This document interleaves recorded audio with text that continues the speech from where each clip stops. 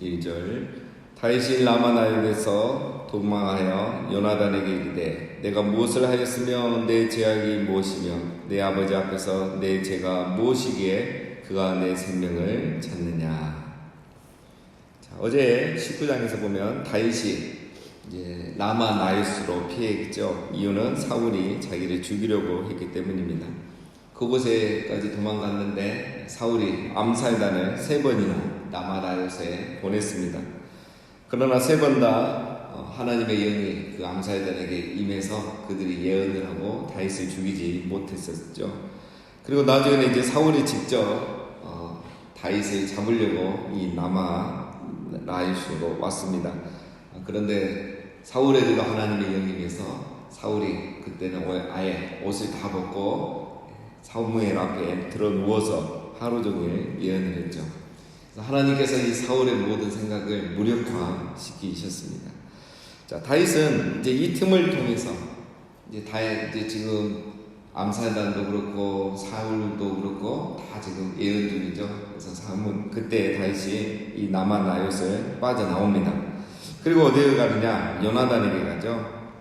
자, 요나단에게 가는 이유가 있죠. 자, 요나단이 저번에도 이제 19장에서도 사울을 설득해서 다윗을 죽이지 않기로 약속을 받고 그래서 다윗을 다시 왕궁으로 이렇게 데리고 갔죠.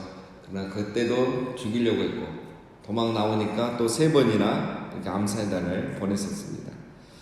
그리고 이제는 이렇게 아예 대놓고 죽이려고 하니까 다윗이 요나단에게 1절에 있는 말들을 하는 겁니다. 내 죄가 무엇이며 내가 뭘 잘못했기에 아버지가 사울이 나를 이렇게 죽이려고 하느냐, 이런 억울한 심정을 요나단에게 토로하는 거죠. 자기는 아무 잘못도 없기 때문에 좀 도와달라는 이런 절박한 상황을 하소연하는 겁니다. 2절 요나단이 그에게 이르되 결단코 아니라 내가 죽지 아니하리라. 내 아버지께서 크고 작은 일을 내게 알리지 아니하고는 행하지 아니하나니 내 아버지께서 어찌하여 이 일은 내게 숨기리요 그렇지 아니하리라. 자, 다윗이 이렇게 말을 했는데 요나단은 너가 결코 죽지 않을 것이다, 우리 아버지가 너를 죽이지 않을 것이다, 이렇게 말을 하죠. 이유는 2가지입니다. 아버지는 사울은 항상 자기에게 크고 작은 일이든 다 먼저 말을 하고 행한다는 거죠. 2번째는 만약 아버지가 너를 죽이려고 했다면 당연히 나에게 말했을 것인데 아직까지 그런 말을 하지 않았다, 이렇게 말하죠. 근데 이건 전혀 사실을 모르는 요나단의 생각이죠. 그럼에도 불구하고 요나단이 이렇게 말하는 이유는 다윗을 안심시켜 주려고 하는 말입니다. 그렇죠? 자, 그런데 이제 요나단은 사실 지금 전혀 모르고 있습니다. 벌써 사울이 창을 던져도 몇 번을 던졌고 암살단을 3번이나 보내고 또 자기가 직접 가서 죽이려고 했는데 요나단은 지금 이런 것을 전혀 모르는 거죠. 요나단이 왜 이렇게 모를까? 똑똑한 사람, 또 다윗을 알아본 사람, 하나님의 역사가 어떻게 진행되는지를 다 보고 있는 요나단이 왜 사울에 대한 이런 모습은 보지 못할까? 이제 이게 궁금한 거죠. 이유는 간단합니다. 아들로서 아버지에 대한 애정이 이 아버지의 진짜 모습을 보지 못하게 하는 거죠. 이것은 여러분 누구에게나 있습니다. 그래서 가족이 서로를 가장 잘 알지만 또 가족이 서로를 제일 모릅니다. 그렇죠? 서로에 대한 사랑이 서로에 대한 눈을 멀게 하는 거죠. 그래서 부부가 서로 잘 알면서 또 부부가 또 서로에 대한 이런 모습을 못 볼 수가 있어요. 그래서 너무 친한 사람끼리는 또 서로 잘 모르는 게 있습니다. 친하다는 이유, 믿는다는 이유, 그래서 신뢰한다는 이유로 경계를 하지 않아요. 모든 걸 받아들여 버리는 거죠. 말하면 그대로 믿고 행동에 대한 의심을 하지 않는 거죠. 보이는 대로 다 믿는 거죠. 그래서 여러분, 우리 가족끼리, 친한 사람끼리 주의할 점이 있죠. 어떤 부정적인 말을 할 때는, 비판을 할 때는 늘 조심해야 돼요. 둘 다 틀린 정보를 가지고도 또 그렇게 할 수가 있습니다. 그래서 우리가 어떤 지나친 사랑, 지나친 신뢰는 또 서로에 대한 눈을 멀게 할 수 있다는 겁니다. 그래서 요나단이 잘못하고 뭘 못해서가 아니고 아버지에 대한 애정과 신뢰가 그런 아버지 안에 있는 진짜 모습을 보지 못하게 하는 것이죠.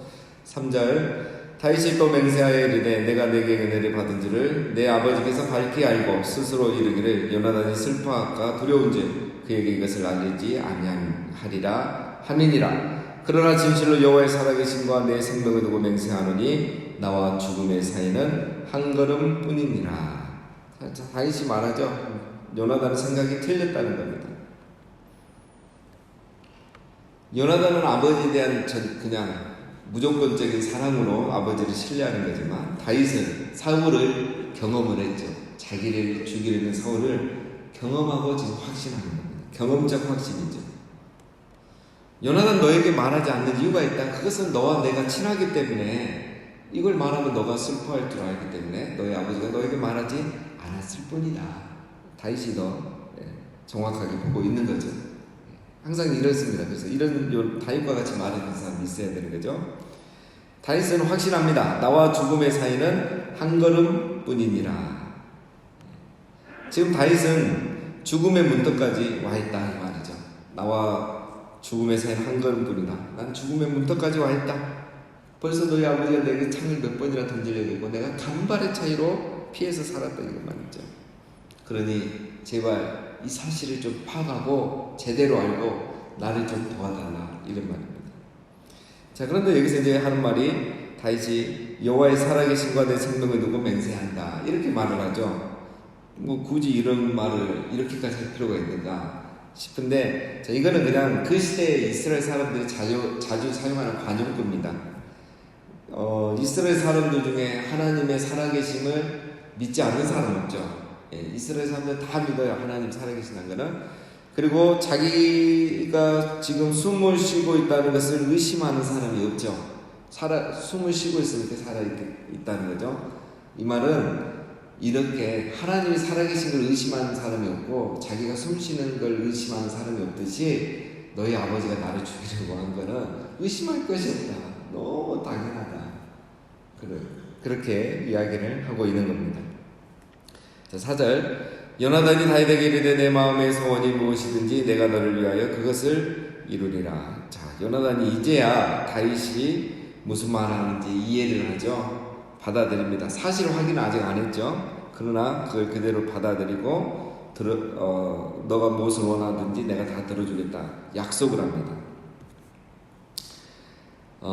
그래서 앞에서 이제 언약을 하는 것하고는 완전히 다 다르죠. 그때는 그냥 내가 너를 사랑하기 때문에 이제 도와주겠다 이렇게 약속을 했지만 지금은 다윗의 사정을 다 듣고 알고서 이제 도와주겠다 이렇게 약속을 하는 겁니다. 이걸 보면 여러분 이제 요나단이 경청을 굉장히 잘하는 사람이다라는 것을 우리가 알 수 있습니다. 요나단이 여기서 한마디 더 할 수도 있죠. 네 무슨 소리냐, 우리 아버지를 어떻게 보고, 우리 아버지 절대 그런 사람 아니다. 이렇게 하면서 끝까지 자기의 생각을 주장하면 다윗과 대화가 돼서 안 되는 거죠. 그리고 도와줄 이런 약속도 할 수가 없는 거예요. 그런데 요나단이 자기의 주장을 끝까지 하지 않고 다윗의 말을 잘 들어줬고 경청했고 공감해 주었다는 겁니다. 그래서 오늘 이제 다윗과 요나단의 이 본격적인 우정 20장이 이제 나오죠. 이 우정의 시작이 여기서부터 시작이 되는 거예요. 자, 여러분 여기서 우리가 이제 배울 게 있죠. 어려운 사람을 잘 도와주는 첫 단계는 경청입니다. 경청하지 않으면 우리가 공감할 수가 없고 공감하지 않으면 도와줄 수가 없습니다. 모든 시작은 경청이죠. 그럼 우리가 어떻게 경청을 잘할 것인가? 이게 또 우리의 궁금한 거죠. 그럼 여러분 인터넷 검색하고 유튜브 검색하면 다 나옵니다. 경청을 잘하는 방법, 아이 컨택, 눈을 맞춰, 상대방이 말을 할 때 표정을 밝게 해라. 그러면서 고개를 끄덕이면서 공감한다고 보여주면서 들어라. 리액션, 그렇죠? 자, 이거는 이제 심리학과 상담학에서 말하는 것이고, 정말 여러분 중요한 게 있습니다. 우리가 어떻게 하면 경청을 잘할 수 있는가? 이런 기술적인 것보다 더 중요한 게 있죠. 중요한 거는 바로 상대방을 도와주는 마음입니다. 상대방을 사랑하는 마음, 상대방을 섬기려는 마음, 이게 있어요. 요나단이 왜 다윗의 말을 이렇게 경청하였는가? 요나단은 다윗을 이미 봤죠. 자기 생명처럼 사랑했다. 사랑하니까 경청하게 되고 사실관계 확인 안 해도 안 거예요. 이 말이 진실한 거예요. 여러분, 우리가 사랑하게 되면 경청하게 됩니다. 사랑은 경청으로 나오는 거죠. 사랑하면 아내의 말을 경청합니다. 사랑하면 자녀의 말을 경청합니다. 근데 사랑하지 않고 내가 사랑한다고 생각만 하기 때문에 권위적인 말이 나오는 거죠. 권위적인 태도가 나오는 겁니다. 교회도 마찬가지입니다. 사랑하면 새 가족의 말을 경청합니다. 성도의 말을 경청하고. 근데 사랑하지 않으니까 경청하기도 전에 내가 판단하는 거죠. 정죄하는 거죠. 사랑이 없기 때문에 그렇습니다. 왜 저 사람이 이렇게 행동하는지 경청을 안 했으니까 이해를 못하고, 이해를 못하니 그냥 비판하고 정죄해버린 겁니다. 그러나 여러분, 경청해야 돼요. 우리가 그 사람의 삶을 모르잖아요. 그 시가 있지 않습니까? 저 사람의 신발을 신어보기 전까지는 저 사람에 대해서 말하지 말라. 저 사람이 30년, 40년, 50년, 60년을 어떻게 살았는지 내가 모르면서 저 사람의 언행에 대해서 함부로 비판하지 말라는 거죠. 그 사람의 신발을 신어봐야 돼요. 그 사람의 삶을 경청해봐야 돼요. 그러면 저 사람이 왜 저렇게 하는지를 이해할 수 있고 우리가 도와줄 수 있다는 거죠. 사랑하면 경청합니다. 그래서 이해하게 되고 중보기도 하게 되는 거죠. 판단과 비판이 아니라 중보기도 해주게 되고, 그리고 정말 요나단처럼 도와주게 되는 겁니다. 자, 5절입니다. 다윗이 요나단에게 이르되 내일은 초하루인즉 내가 마땅히 왕을 모시고 앉아 식사를 하여야 할 것이나 나를 보내어 셋째 날 저녁까지 들에 숨게 하고 내 아버지께서 만일 나에게 대하여 자세히 묻거든 그때 너는 말하기를 다윗이 자기 성읍 베들레헴으로 급히 가기를 내게 허락하라 간청하였사오니 이는 온 가족을 위하여 거기서 매년제를 드릴 때가 됨이니이다 하라. 그 말이 좋다면 내 종이 평안하려니와 그가 만일 노하면 나를 해하려고 결심한 줄 알지니. 자, 이 말은 이제 다윗이 사울의 마음을 확인할 수 있는 방법을 요나단에게 제시하는 거예요. 사울의 진짜 의중이 무엇인지 한번 테스트해보고 확인해봐라. 그 방법을 제시하는 겁니다. 방법은 뭡니까? 초하룻날 왕의 만찬에 다윗이 참석하지 않고 들에 가서 3일 동안 숨어있겠다는 거죠.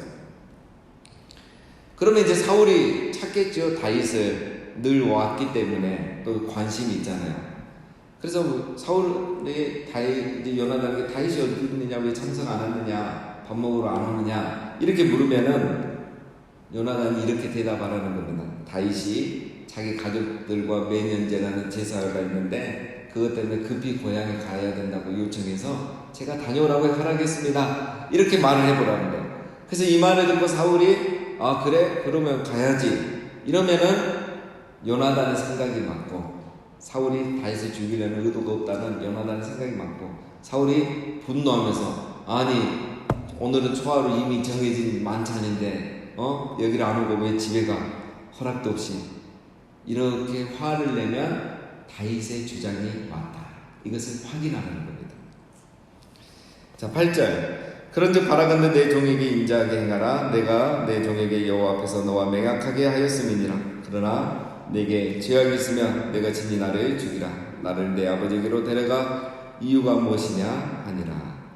자, 이 말은 만약 다윗의 생각이 맞다면, 즉 사울이 다윗을 죽이려고 한다면 인자하게 행하라. 나에게 은혜를 베풀라 이 말입니다. 헤세드를 베풀라. 너가 약속한 대로 정말 나를 도와달라 이 말입니다. 그러나 만일 내가 정말 죄가 있다면, 내가 왕에 대한 욕심, 왕이 찬탈하려는 그런 어떤 음모나 계획이 있다면 네가 나를 죽여도 된다 이런 말이죠. 떳떳하다는 겁니다. 9절. 요나단이 이르되 이 일이 결코 내게 일어나지 아니하리라. 내 아버지께서 너를 해치려 확실히 결심한 줄 알면 내가 내게 와서 그것은 내게 이르지 아니하겠느냐 하니. 9절은 이제 요나단이 걱정하지 말아라. 아버지가 너를 죽이려고 한다는 것을 확인할지라도 내가 죽지 않도록 너를 도와주겠다. 이 정보를 너에게 몰래 알려줄 테니까 걱정하지 말라 이렇게 합니다. 10절. 다윗이 요나단에게 이르되 내 아버지께서 혹 엄하게 내게 대답하면 누가 그것은 내게 알리겠느냐 하더라. 요나단이 다윗에게 이르되 오라 우리가 들로 가자 하고 두 사람이 들로 가니라. 다윗이 이제 9절에 대한 답변을 하는 거죠. 요나단이 그러면 사울이 너를 죽이려고 하는 게 확인이 되면 내가 알려주겠다 이렇게 하니까 다윗이 그럼 어떻게 알려주겠냐, 방법이 뭐냐 이겁니다. 왜냐하면 다윗이 이미 알고 있거든요. 자기가 나마나잇으로 도망갔는데 누군가 사울에게 정보를 흘려줬잖아요. 그러니까 이미 미행을 당하고 있는 거예요. 쉽게 말하면 이미 스파이가 있고 이거 어디 가나 자기가 자유롭지 않다는 것은 다윗은 알고 있는 거죠. 그래서 어떻게 알려줄래 이렇게 묻는 거죠. 그러니까 이제 요나단이 다윗을 들로 데리고 나가서 두 사람이 이제 들로 가니라. 이제 이 말이 이제 여러 가지로 해석되는데 아무래도 조용히 둘이 가서 이제 얘기하면서 무슨 방법을 얘기해 주겠죠. 뒤에 보면 내일 보면 나옵니다. 자, 오늘 이 본문에 이제 다윗과 요나단의 우정은 우리가 뭐 익히 잘 알고 있죠. 찬양팀 이름, 그 가수 이름도 다윗과 요나단이라는 이름이 있고 또 이 우정은 우리가 뭐 너무 잘 알고 있습니다. 자, 여러분 이제 우리가 오늘은 한 가지 생각해 볼 게 있습니다. 자, 여러분 어떻게 이런 관계가 형성이 될 수 있는가? 참 오늘 어떻게 하면 이렇게 경청도 잘하고 서로 이런 변치 않는 우정을 가질 수 있는가? 중요한 건 첫 번째는 여러분 이 두 사람 안에 왕권에 대한 탐욕이 없기 때문에 이게 가능합니다. 오늘 말씀을 보면 둘 다 왕위에 대한 관심이 없어요. 대단하죠? 요나단도 왕위를 원하지 않고 다윗도 원하지 않아요. 만약에 요나단이 왕위를 원했다거나 다윗이 이 왕권에 대해서 욕심이 있다면 오늘 이 관계는 형성이 되지 않습니다. 둘 다 그에 대한 관심이 없고 오직 서로에 대한 우정과 충정과 존중하는 마음, 이것만이 이들 안에 있는 거예요. 여러분 우리 안에 좋은 관계가 형성되려면 내 안에 먼저 욕심과 탐욕이 없어야 돼요. 우리가 욕심과 탐욕으로 인해서 이 관계들이 더 좋은 관계로 발전하지 못하는 겁니다. 욕심과 탐욕이 있으면 사람이 사람을 이용하려고 하거든요. 그래서 관계가 형성이 안 됩니다. 요나단과 다윗 안에 욕심과 탐욕이 있었다면 관계가 진전이 되겠습니까? 안 되는 거죠. 여러분 우리가 진심으로 사랑하고 진심으로 섬기면 좋은 관계가 형성이 되고 그 관계가 오래 가는 겁니다. 성도와 간에도 그렇고 직장에서도 그렇고 정말 우리 안에 그런 것들을 내려놓으면 관계가 되는 거죠. 그 다음에 요나단에게도 탁월한 면이 있죠. 오늘 하나님 편에 서서 용기를 내리는 이 결단을 요나단이 한 겁니다. 여러분 자기가 왕이 되지 않겠다고 포기하는 것, 권리포기죠. 이것도 참 대단한 건데 더 대단한 거는 왕이 될 다윗, 그리고 아버지가 지금 이 다윗을 죽이려고 하고 있는 이 상황에서 아버지가 어떻게 하든 자기는 이 다윗을 돕겠다는, 왜냐하면 지금 하나님의 역사가 이쪽으로 흘러가고 있는 걸 본 거죠. 이 말은 요나단이 자기 생명도 내놓을 각오를 한 겁니다. 대단한 겁니다. 요나단은 하나님의 역사와 흐름을 보았기 때문에 이런 용기 있는 결단을 한 거죠. 여러분 하나님 앞에서 이런 결단을 우리가 내릴 수 있어야 돼요. 때로는. 그래야 악을 대항할 수가 있고 약한 자를 도와줄 수 있는 것입니다. 오늘 요나단은 이런 마음이 있었던 거죠. 자기의 생명과 안전만 생각하면 우리가 아무런 진정한 도움을 줄 수 없습니다. 우리가 사회가 뭐라 하든 우리가 옳다고 생각하면, 이게 하나님의 뜻이라고 생각하면 우리가 가난하고 소외된 자들의 편에 서줘야 되고 약한 자들을 도울 수 있어야 됩니다. 그럼 교회란 어떤 것입니까? 교회란 바로 이 다윗과 요나단의 관계가 바로 교회의 모습입니다. 다윗과 같은 사람에게 요나단 같은 사람이 되어주는 것, 그것이 바로 교회입니다. 교회는 자기가 친한 사람들끼리만 모이는 곳이 절대 아닙니다.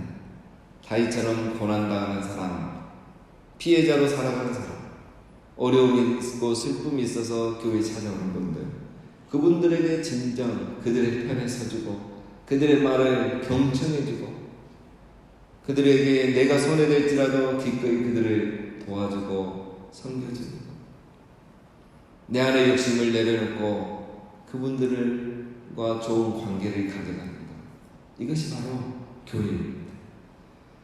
우리 모두가 정말 요나단처럼 경청할 수 있는 사람, 또 기꺼이 내 욕심을 내려놓고 사랑하고 섬길 수 있는 사람, 그리고 하나님의 뜻이 맞을 때는 용기를 내서라도 기꺼이 도와줄 수 있는 그런 우리 모두가 되고, 그런 우리 교회가 돼서 우리 교회를 통해서, 우리를 통해서 오히려 이 다윗과 같은 위대한 왕들이 나타나는 그런 축복의 통로로 쓰임받는 우리 모두가 되시기를 주님의 이름으로 축원드립니다.